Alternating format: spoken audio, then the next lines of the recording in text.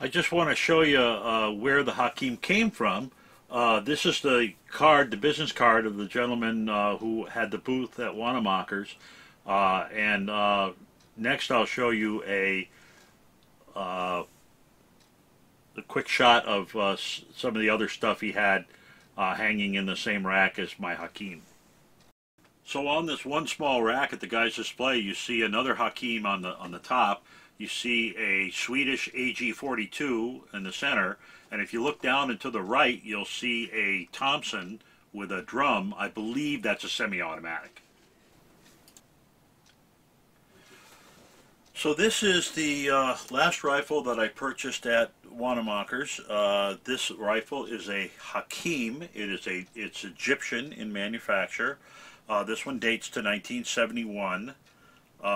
And it's in actually very nice shape, stock-wise and stuff. It's got a little bit of a crack in the back here, but other than that, it's not bad.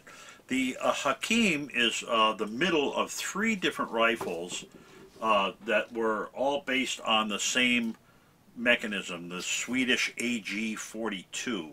So first there was the Swedish AG42, which I believe is in a 6-something Swedish, 6.5 Swedish or something like that. And then the Egyptians licensed it, and they came up with the Hakim. And the Hakim was superseded by the Rashid. The Hakim is in 7.9 millimeter, 8 millimeter Mauser, 8x57 Mauser. It's very, very similar to the Egyptian firearm. It does have a couple of small differences. Hakim, depending on where you look, most people agree that the word Hakim means firstborn, which probably explains why so many Arab people are named Hakim. I found another source that said it actually stood for ruler or governor or judge. I don't really care. This was one of the first arms that the Egyptians manufactured for themselves, so the Hakim being firstborn would actually kind of fit that pretty well.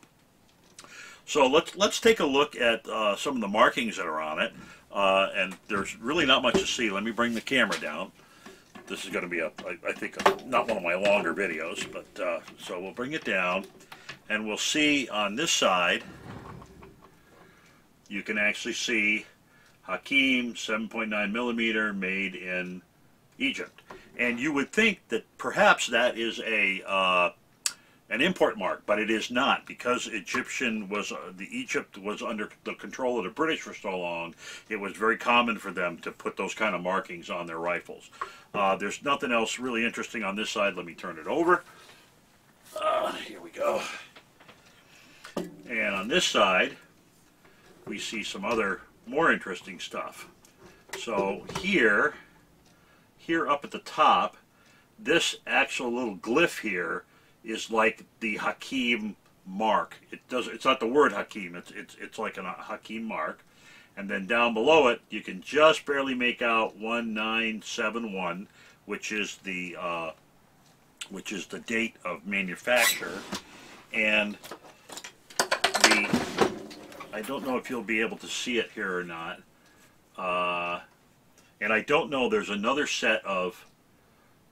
Yeah, so there you go. So there's the 1971 there, and down below there's another set of things that look to me like an OVE, but they're in funny looking characters, so I can't really tell what they are. A little further down. Oh geez, don't do that. A little further down is a what do you call it? We have the firearm hit the mouse, and it's making my computer doing weird things. A little farther down, you can probably just barely see them. You see this is all in what they call, it is a form of Egyptian, but it's a special form of Egyptian for stamping stuff. And basically what this says is that this is a Hakim, and that Y is actually the number 7, and the thing, and there's a little period next to it. There's obviously a little, not a period, a decimal point next to it. And then there is, you can just barely make out that it's actually a 9 under there. So the Y dot, that thing that looks like a 1 is actually a 9. They don't make their circles and 9s very big. And then this back here says it was manufactured in Egypt. So that's basically the script work that goes with the stuff on the back side. And that's pretty much all the markings there are on this firearm. There's no, funny looking proof marks or any of that kind of stuff. Again, it's not a terribly old gun. It was made in '71. So the Hakim is pretty interesting. It has a very unique, like the AG42, it has a very unique operating mechanism. It is a direct impingement blowback system. And let's take a walk to the front of the gun. So in the front of the gun, you have this cool, suppressor slash, what do you call those things? Muzzle brake up there. And there is room for a bayonet attachment. It's not really thrilling to see. I should have left the thing down here. But this hole, the bayonet goes over the end of the barrel, and then there's a pin that goes into this hole, and that's what locks it in. Here's a picture I found of what the bayonet's supposed to look like. You can see the pin at the base of the handle. So that's the whole thing. Other than that's all that's going on with the muzzle cap. One of the improvements or changes that they made on the Hakim versus the Jungmann AG42 is this right here. This is actually the control for a gas port. This has an 8-position gas port. If you turn it all the way down, you can actually shut the gas off entirely and turn this thing into a single shot. Unfortunately, I did not get the tool that goes with this, so I'm not going to play with it because I don't want to scratch it up. Nothing terribly unusual. It's got a standard leaf type sight where you push the button and you can move the thing up and down. So nothing really spectacular about that. Now the gas operating system, this is where the gas block actually is, and then there's just a tube that comes down through here. And this is a direct impingement system. This thing, the gas pushes directly on the bolt. So what I'm going to do, because I'm going to move this thing back and forth, is I'm going to take the magazine out first, because it does make life a little easier. Another change that the Hakim made was putting this lever, or this protective collar, on this control to release the magazine.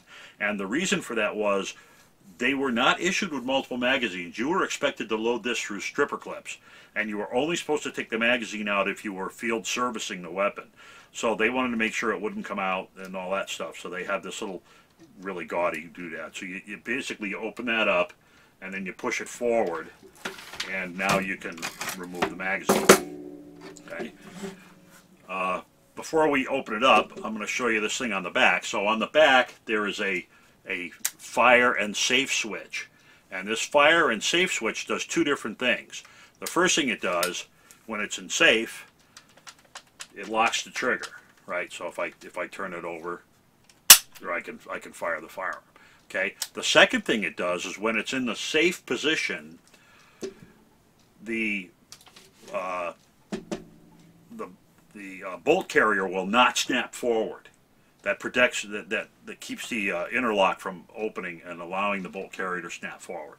So the way you open one of these up is using these. You can use these grooves on the side, and this is one of the ways you can tell the difference between them real fast, because the AG42 has those two things that look like little mounds that stick up.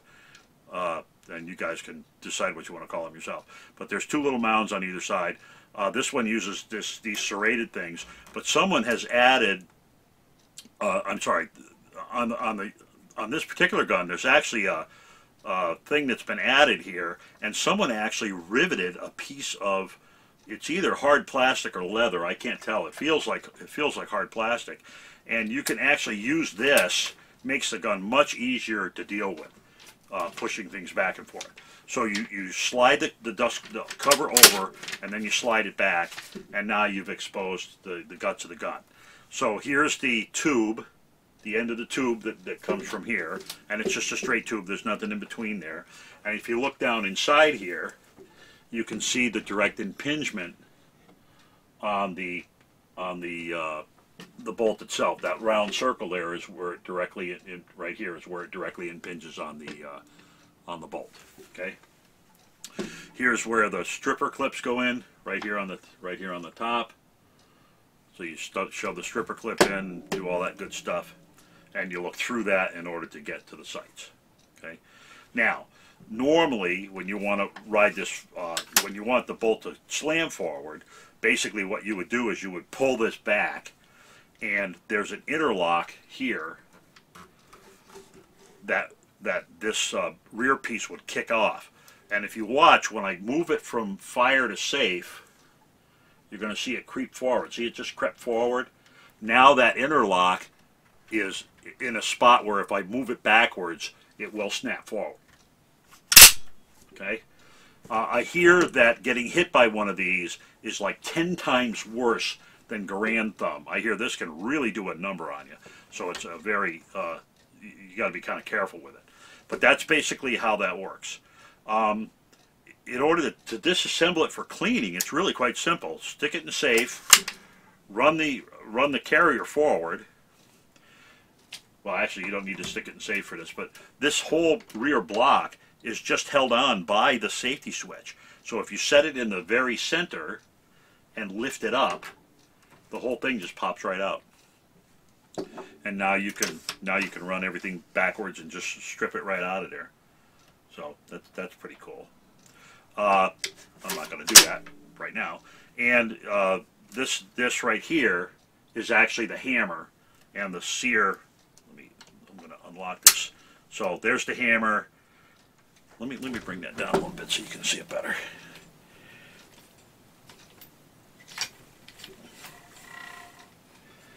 Okay, that's better. All right. So here's where all the ugly stuff is. So here's the hammer, which obviously gets reset when the bolt carrier slides backwards. So there's the hammer, and the trigger operates on the sear that's right underneath that, which you may or may not be able to see. Yeah, I think you can just barely make it out in there. And you can see the trigger moving the mechanism, and there's the sear engagement on the hammer.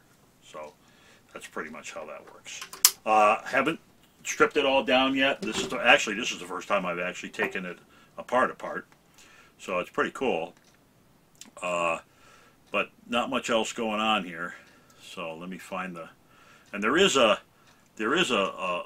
writing on the safety, and I assume that these are Arabic characters that say safe and fire or go, no go, or whatever. But that's basically how all that stuff works.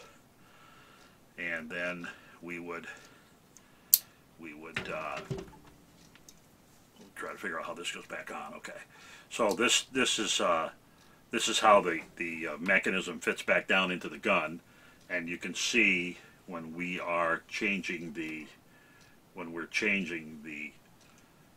safety, we're basically moving this locking piece, which that's what keeps this down inside the gun.